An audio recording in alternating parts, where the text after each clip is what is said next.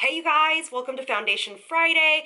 So today we're gonna do a little battle of the foundations. I put on my Instagram recently, which two foundations do you guys want to see for Foundation Friday? And literally it was split. Some people said Lorac, some people said Dior, and then two of my subscribers or two of my followers basically said, why don't you do half of your face in one and half of your face in the other? And I thought that was such a brilliant idea. So that's what we're gonna do today. So if you wanna know a little bit more about the Lorac Oil-Free Porefection Foundation and the new Dior Forever Foundation, keep watching. All right, so both of these foundations are more on the matte side or oil-free. They definitely are not luminous foundations, but they're supposed to be both very long-wearing. They're supposed to be pore refining, both of them. So they basically, so the Lorac one has SPF 20 and the Dior one has SPF 35. And so basically they both have like they call it like a semi-matte or a velvet matte or a shine-free finish.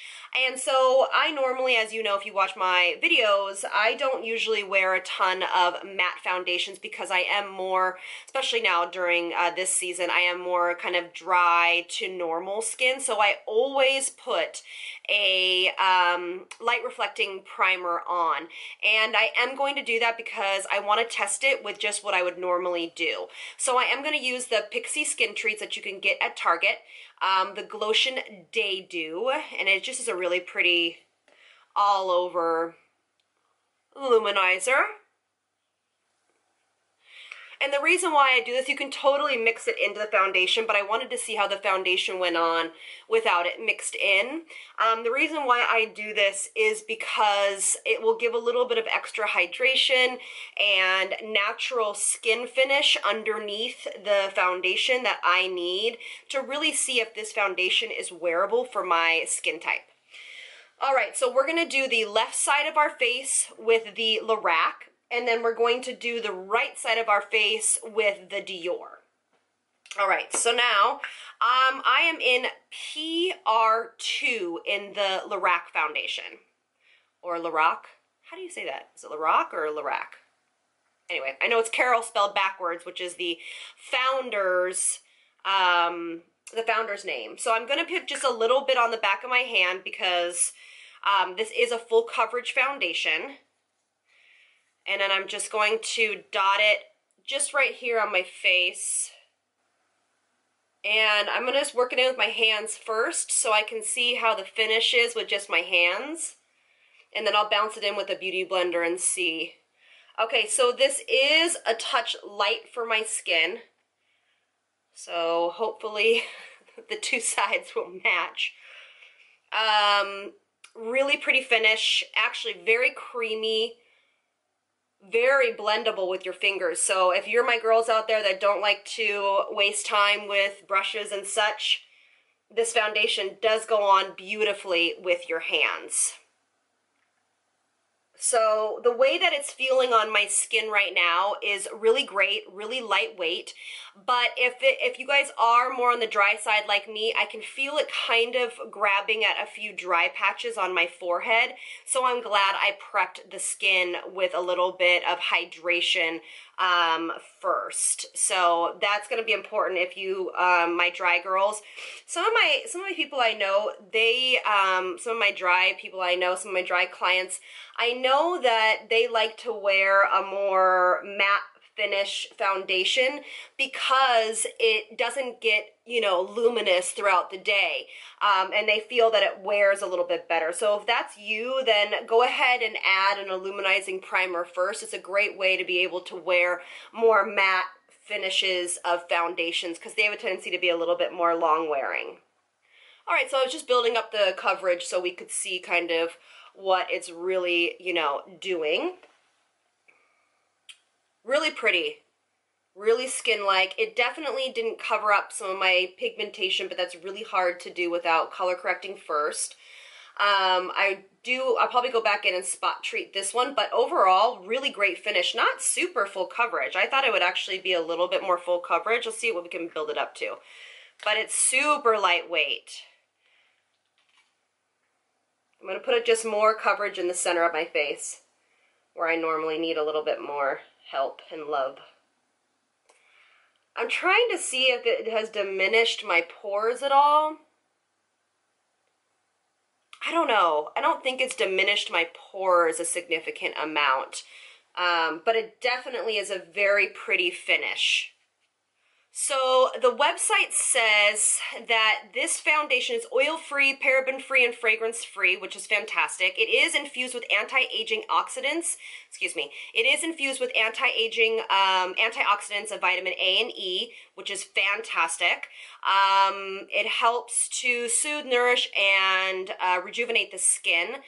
It basically is called Better Than Natural, No Makeup Look and Feel. It gives a poreless looks, silky smooth finish, and achieves complexion perfection with Lorac. It's called a sheer to medium buildable coverage. So I definitely would agree that it is, you can definitely wear this more sheer, more medium coverage. I actually thought it was a full coverage foundation, but I definitely think that this is a perfect explanation of what the foundation actually does. All right, so let's move on to our Dior. Since this one's a little bit lighter, I am going to use a little bit lighter Dior color on the right side. I did buy the Lorac one from Ulta, but Dior did send me this foundation, and I am going to be in number 15. I'm going to do the exact same thing. Push this into my skin.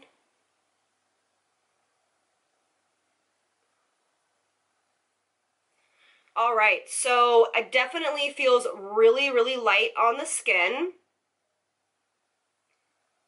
Both feel really weightless, which is lovely. It does not feel heavy. This one almost feels a little bit more velvety. Does that make sense?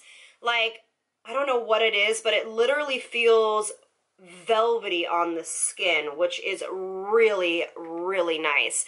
Like when I push it into the skin with my hands, it feels almost like there's a smoothing texture to it. All right, so let's build this up with a little bit of my Beauty Blender, using it on a different part. This one definitely covered my nose a little bit more. It definitely had a little bit more grab to it, but very similar finish. It did not cover up my hyperpigmentation on this side. This one definitely is more matte than this side. And I'm avoiding my under eyes because I am going to do concealer. All right, so let's see what the website says about this foundation. So this one is also oil-free. This one comes in a lot of colors. So did the Lorac one. I'll double check on the coloring of that, but this looks like it comes in. You know, Dior's not amazing for really giving a wide variety of skin tone finishes. So this definitely is an expansion to their skin tone range. So I'm really happy to see that. They have really beautiful range of colors. This is what they say is this is a non-oily texture, medium to full coverage, fluid foundation that delivers perfectly even color correction. Let's see. It's 16-hour wear, so we are definitely going to put this to the test because I'm going to go to work after this, and so it definitely will be getting its wear test for sure.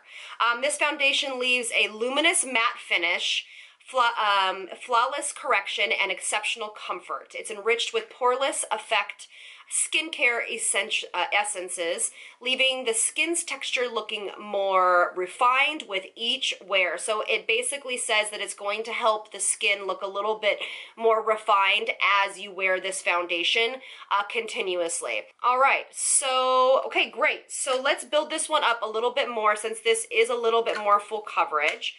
I can just tell you already, this is definitely more of a matte finish than the Lorac one. I really like the finish of this foundation. I feel like it really does do a nice job on covering what I need it to. I mean, I like the Lorac one, just first impressions. I like this one a great deal. It's very lightweight. This one's lightweight as well. I'm going to give it a second to dry down.